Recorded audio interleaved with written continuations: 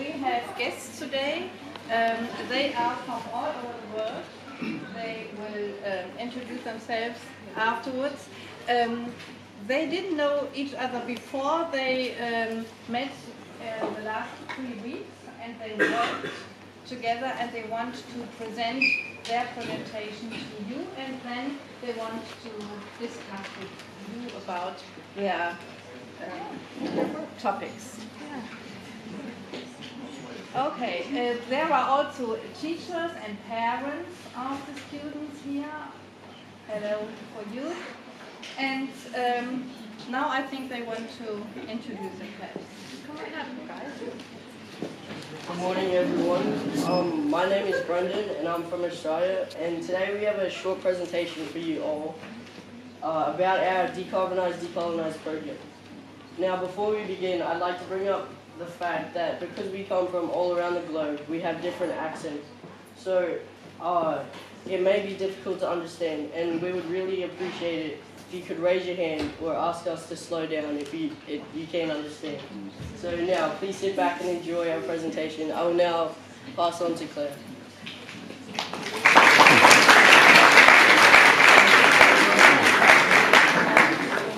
Good morning, I'm Claire from the United States, and I'm here today with my friends to Young Voices of the World, and we are very excited to be here today. We have all come from different parts of the planet to talk about one issue, climate change, and how it affects the colonizers, colonized, and the youth. The countries that came to Germany to represent this project and to share their opinions are Australia, Canada, Costa Rica, United States, Slovenia, Germany, Peru, Indonesia, India, Kenya, Ghana, and Morocco. The partners supporting us from their own countries are Brazil, New Zealand, Nepal, and the Philippines. One fun fact about us is that among the countries who were able to come to Bonn, we speak 18 different languages. The 17 schools who were selected to represent the globe are accompanied with Taking It Global headquarters, where we aim to find solutions on climate change. From mass droughts to vicious hurricanes, countries worldwide are affected by the severity of climate change, as we have all experienced. The focus of this year's Decarbonize project is, what is the relationship between decarbonization and decolonization, and how can we address both together? In this journey, we hope to create a difference in the world as unified youth and the upcoming generation. I will now pass it on to Juan. And activities. Throughout the project, we've been working on different vlogs, weekly vlogs about different themes, such as sustainable development and the consequences of colonization towards colonized communities. We also work on the indigenous response, where we ask the indigenous people what they think about climate change, how it has affected their daily life, and what solutions they propose. Other activities include the collection of artistic artwork, and where we gave the people a chance to express their feelings about climate change through art. And we did a survey that was filled by 1,600 people about what they feel about climate change and how they act towards it. And I pass it on to Badar.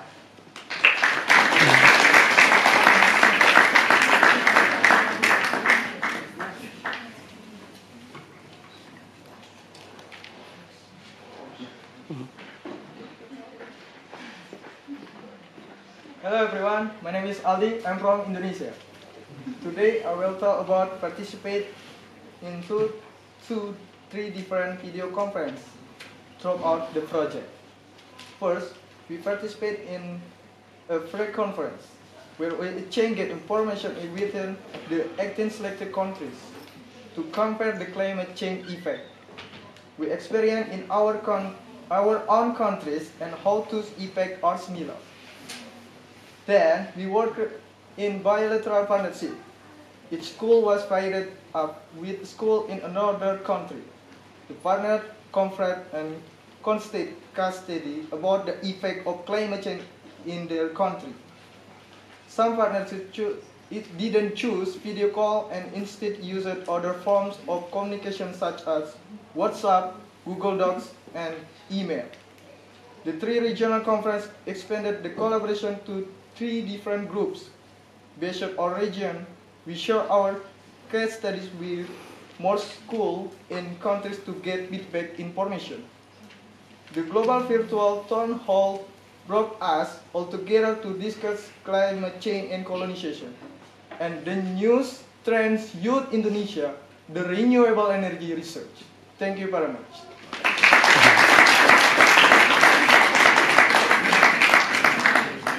Hi everyone, my name is Anushka. I'm 13 years old and I'm from the United States. As a part of this process, every country sent out a survey to their community. This survey helped us understand youth perspective on climate change and colonization. We received 1,675 responses from 23 countries. Of all the survey questions, this one stood out to us the most. We sent the survey to almost exclusively people under 18. Therefore, youth around the world collectively believe that they do not have an impact on their government's response to climate change. If the overwhelming majority of children around the world believe this, something needs to change. Today's children are the leaders of tomorrow. They need to be confident, influential, and educated to develop the leadership skills they need. We need a call to action from world leaders, reminding children of the important role they play in global policy. Youth are the ones that will feel the effects of today tomorrow, so they need to be feeling their influence in government today. Thank you.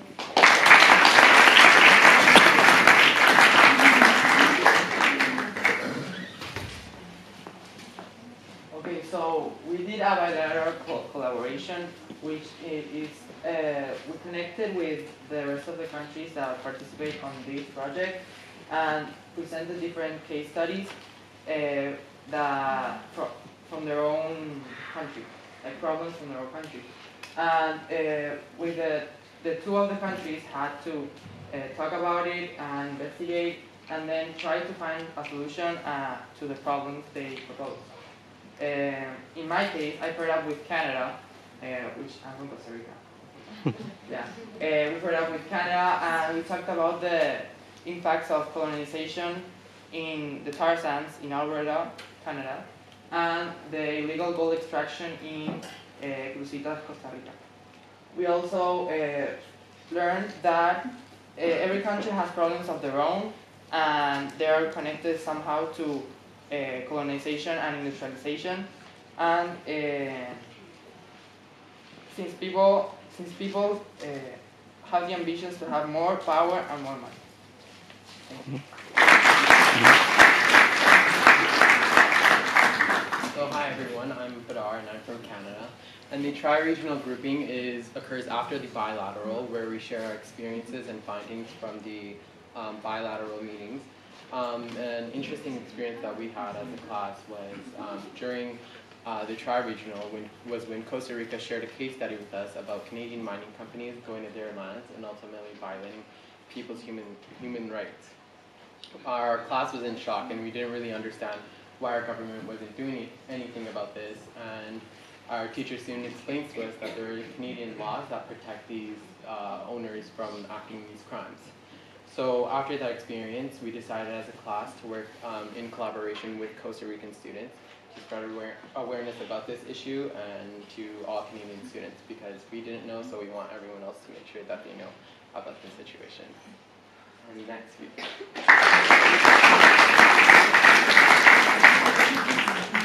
Good morning everyone, I'm Tarnam from India. Yeah, so the Tiger website, which stands for Taking a Global Education, was the core website where we posted all our blogs and shared our opinions on climate change. The online conferences brought together young minds from all over the world who shared and expressed their opinions on the major climatic challenges which they faced in their respective countries. And this also became a platform to initiate and encourage posting of blogs and also share repercussions and solutions for climate change. The amalgamation of thoughts, questions, future predictions, future solutions, all went for one purpose: to heal the world. Thank you.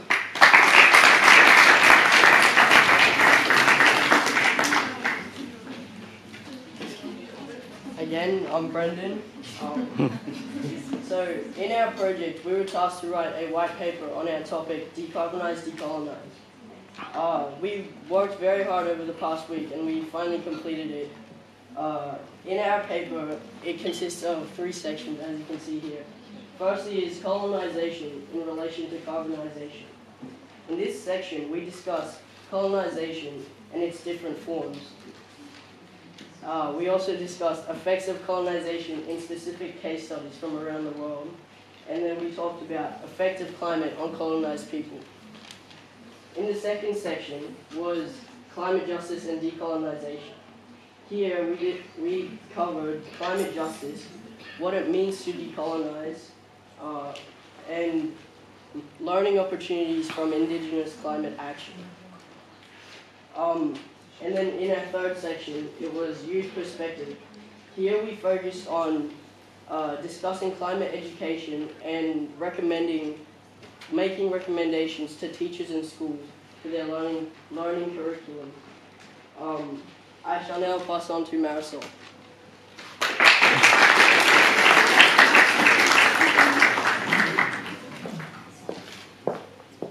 Hi, my name is Marisol and I am from Costa Rica.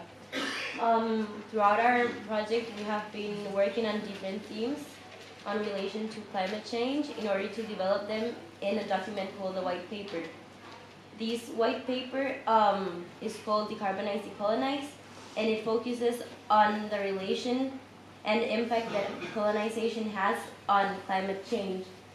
This document is really important to us because it represents the voice of the youth, because we are students from all around the world that have come together in order to work on this white paper.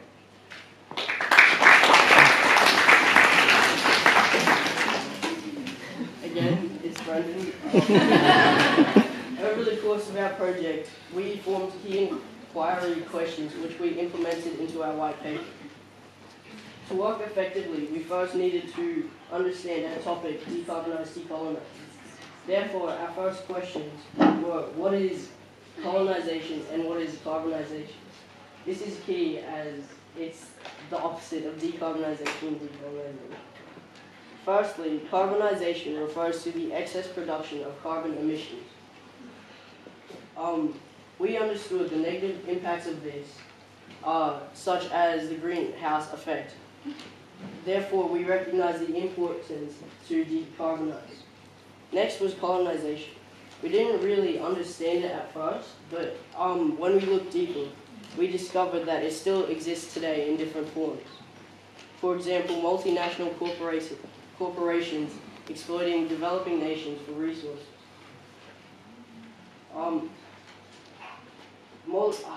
We then recognized the lasting effects, the lingering effects, and continuous forms that were negatively impacting the environment in many ways.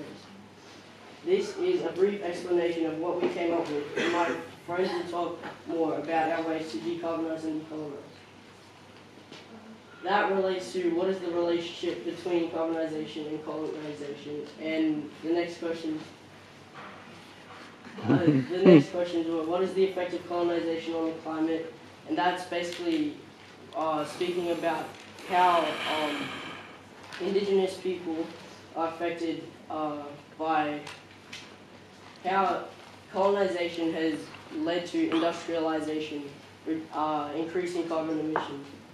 And then the last question was, how does climate change affect colonized people? And that's basically about the effect of climate on indigenous people and colonized people. I shall now pass on to Vidar.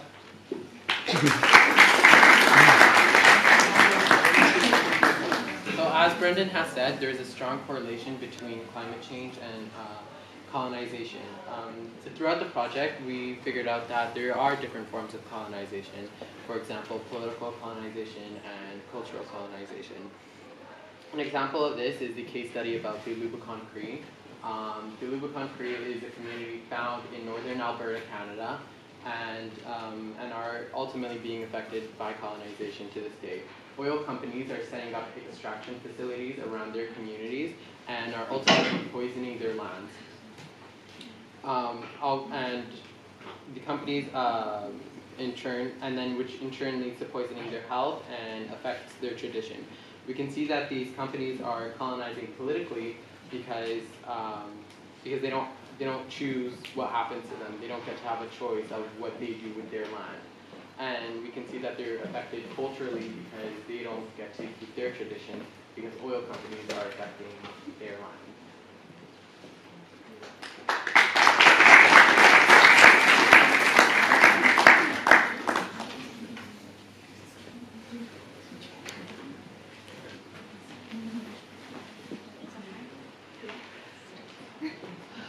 Hello, I'm Rowena from Australia, and I'll be talking to you about my personal experience with this project. So, when my class began this project, we first had to find out what colonisation was to us. And our first thought was when the British colonised Australia and took power from the Indigenous tribes, such as the Aboriginal and Torres Strait Islanders.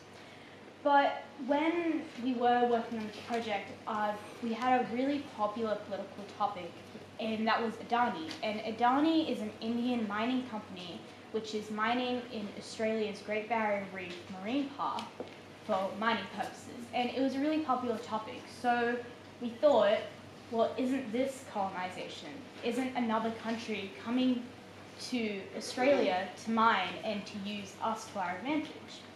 So it kind of opened our eyes because it made us realise that there are new forms of colonisation and we didn't even see it. So after that, we found it slightly ironic that Australia was getting really upset that India was coming over to mine in our country when we had been doing the same to others.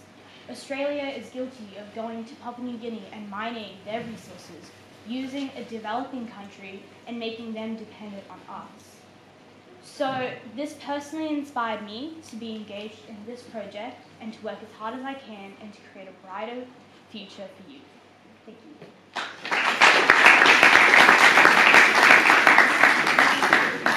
Hello again, I'm Claire.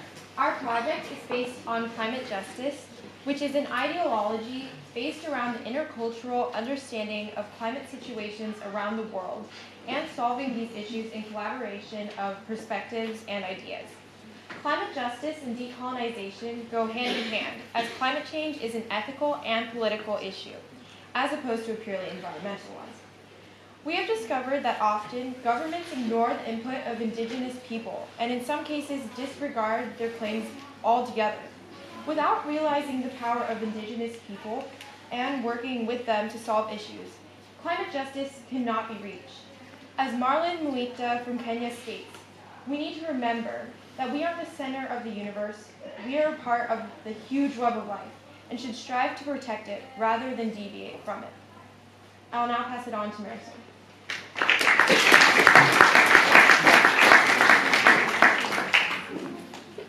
We decided to look into examples of Indigenous people taking action against climate change and attempted to learn from them.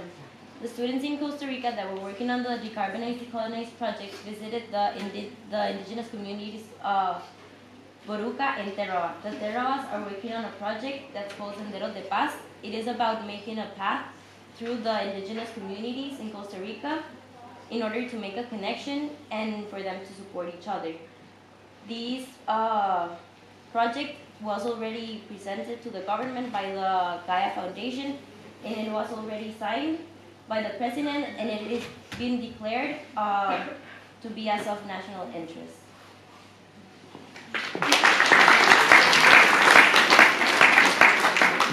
Good morning, I'm Tarnam again. The importance of recognizing colonization and in fact taking into concern the rights of disempowered and indigenous communities into international policy decisions is becoming important. The Paris Agreement is an agreement which is signed within the UNFCCC, which stands for United Nations Framework Convention on Climate Change.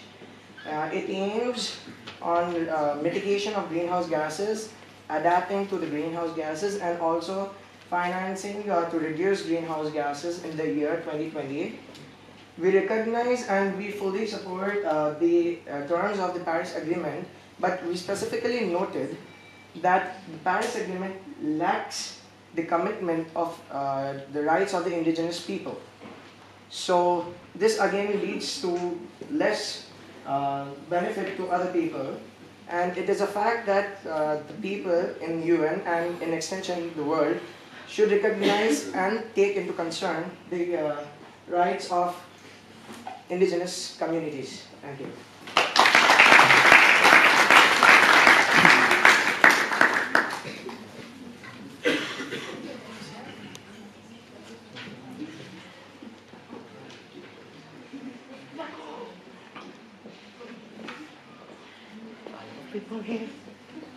Hi, I'm Fabricio from Peru. We all know that somehow the education system has to change. This system has been the same for centuries. Education nowadays has to be focused on relevant topics and problems happening today. We ask that you believe that we must learn about the actions, consequences, and different perspectives about climate change. Climate change has to be taught as a school subject, since a lot of times you want to be involved into solving climate issues, but the school doesn't give it the attention that it should. Thank you.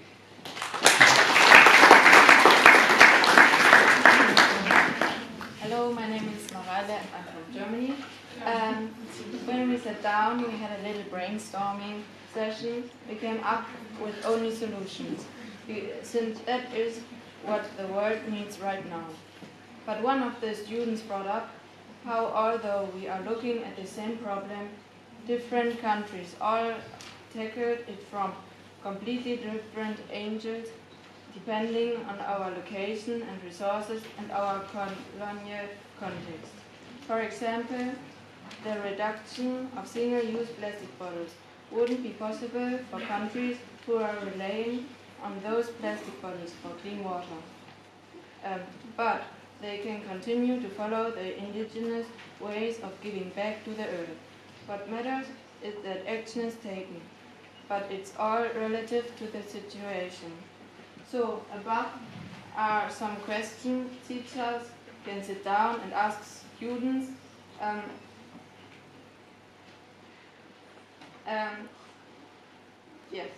In order for them to come up with innovative, fresh ideas on different ages, which ages they can tackle climate change from.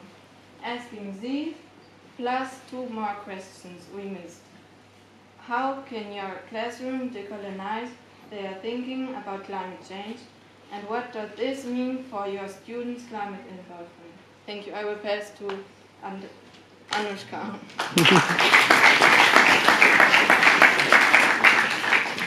Hi, my name is Anushka. I'm from the United States and I'm 13 years old. From April 22nd, when this project was first launched, to November 2nd, when the people you see before you today first met, we have spent many hours working towards publishing this white paper. This team became our second family in a matter of hours.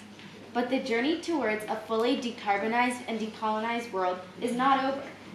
When we get home, wherever home may be for us, we plan on putting action projects into place and spreading the word. We will share this white paper with our schools, communities, and nations as we change government and individual actions. But 13 people is not enough to decarbonize and decolonize the world. We need everyone, including you. So please help us decarbonize and decolonize. Thank you.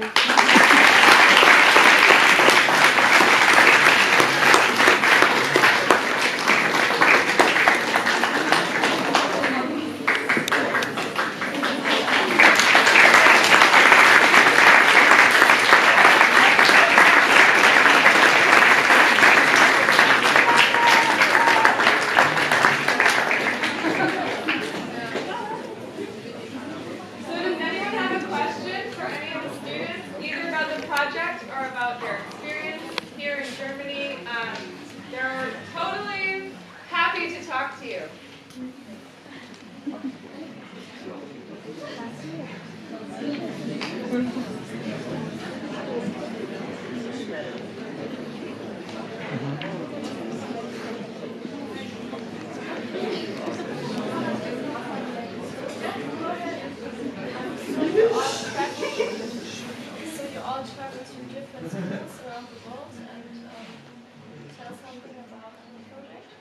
Oh no, we're actually from schools from around the world, so we just met here. Oh, so this is the first time you The reason why we met in Cologne was because the reason why we met in Cologne was because there are actually people presenting at the COP23. So that right now, yeah.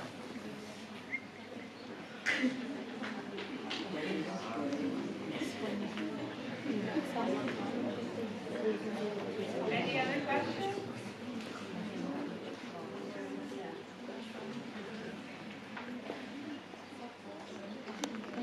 Do you guys have questions for them?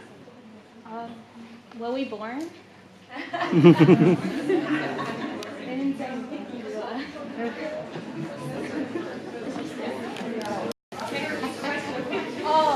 I said, were we boring? No way. Okay, because you guys are very quiet when it comes to questions.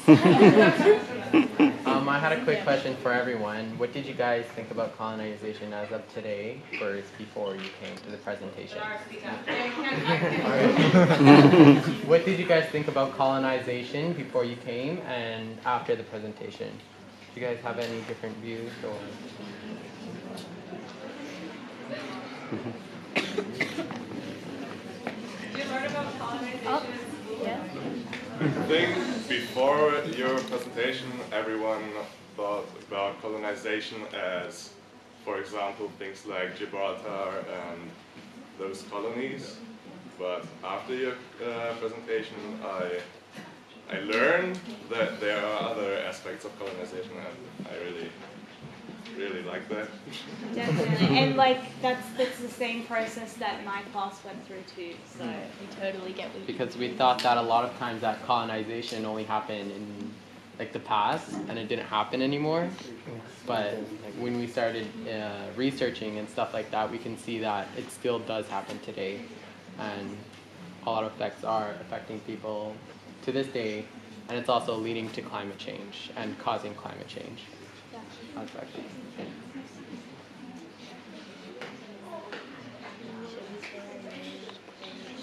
There's a question over there. If you have the opportunity to talk to politicians about your results of this week, or is it just, just around students, your information? We actually are. Yeah. So currently, 2 of our kids in our group are actually at COP23, and that's the Conference of Parties. So they're over there at the moment, and they're presenting this. All right. Yeah. All right. Any other questions? Yeah. So you're just a split part of your whole organization and project, and there are other parts of your organization, or are you just you and presenting about colonization and decarbonization? So there are other countries involved in this project, and there are other people. Definitely, there's schools from all over the world. Some schools weren't able to make it to Germany for this event and what we're doing here and writing the white paper. And others are just not.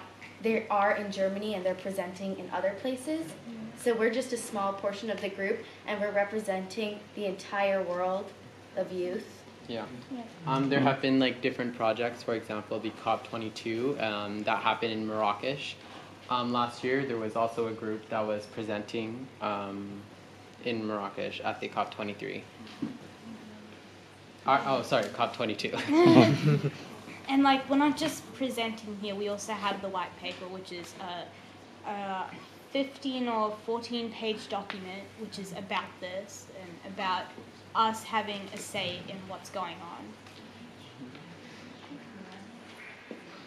So each of these students represents a school like yours, where a big group of students work together for the last 2 or 3 months, on this topic. So they studied, they watched videos, they read articles, and then they talk to each other. So we have met before on the computer screen, We've seen each other. Some of these students had to wake up at 2 in the morning, 2 o'clock in the morning, to like rub their eyes and sit in front of the computer and meet us to discuss climate change. And over time we worked together, and we worked on different projects through the internet. And then we just met last week for the first time. So one representative or two from each school came here. But each of these students represents a group like you. So sometimes we'd be on the computer screen and we'd see a big room of people. And there would be another big room of people on the other side, and we would talk to each other. And so my first memory, I arrived here in Germany last week. And I was walking out to go buy dinner. And I heard my name being shouted across the street, "Carrie, Carrie!" And I look over and there's a bunch of people. I don't know who they are. And then I look closer and I've seen them all on the computer. They're my old friends from the computer, and now they're my real friends from in person. So we've been working together for a long time, and they've worked very hard. So it's cool. Your school could do these kinds of things too. Yeah. You speak of your group as a family. What are your plans going forward to keep this family together? We have a huge WhatsApp group.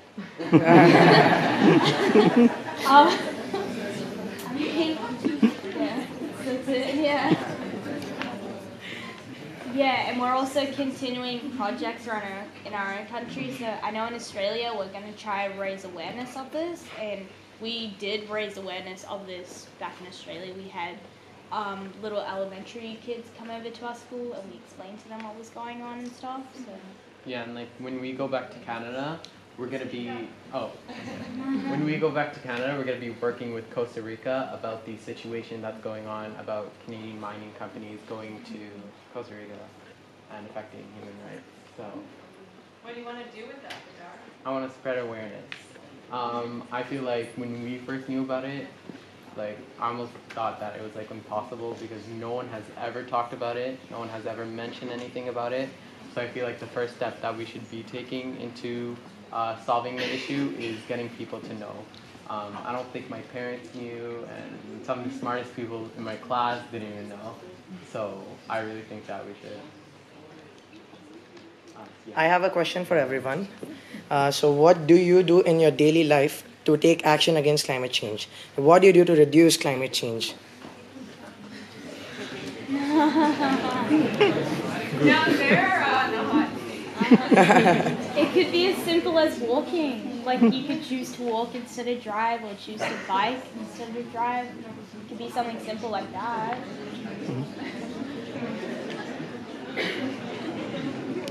Anybody have an answer? Yeah. Become vegetarian. Yeah. Why do you laugh? Why would you become vegetarian for climate change? A lot of the negative effects of breeding cattle. Can you hear? No. Can you say it louder? Yeah. Well, the effect of raising cattle for meat has a large effect on the CO2 emissions, the methane emissions in the atmosphere. So if you take that out, it's Wait. a big difference. We have a question at the back. Yeah. Yes. We're recycling plastic bottles in Germany.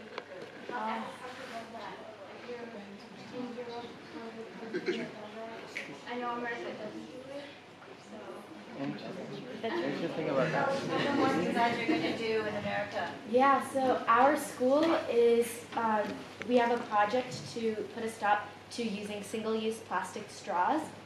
So we're distributing glass straws out to our school and community and taking data and getting data from them about how many straws they use and what kind of straws, because single-use straws contribute to a lot of negative effects.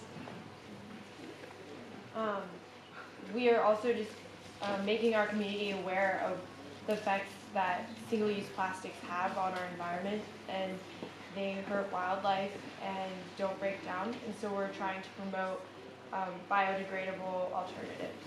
And just kind of like a quick question for you guys. Do you think that everyone in this world should recycle or should not use plastic water bottles anymore? Would you think so? Yep. Yeah. I guess it happened in the home. Yeah, that is true, and that's what we thought too. But during this collaboration, we realized that not everyone can use recyclable water bottles because some people don't have access to those clean waters. For example, communities in indigenous communities in Alberta, they're not able to use the water that's coming from their sink because that water is contaminated. So for them to get fresh water, they need to buy water, which comes in bottles. Do you have another? I guess even better step would be if you use reusable water bottles, like from glass or hard plastic that you can use over and over again, same for lunch boxes instead of lunch bags. Yeah, but then we realized that not everyone can use those. Yep. Because not everyone can reuse their water bottles because they need to buy new water bottles because they don't have clean water. For example, countries in Africa, they don't have clean water, so they need to get it from plastic water bottles.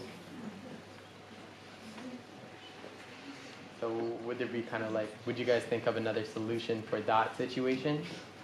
Would there be another solution for that situation where countries that don't have access to clean water get clean water without using plastic bottles? This is a problem in our country near where Badar lives in Canada, there are communities that don't have clean water. They have to buy bottled water, and it's a problem. And we're trying to think about what can we do about that. Yeah. They could use larger containers of waters and then use reusable water bottles. Yeah. That's what we thought too. Yeah, and that's what we were thinking too. That's great.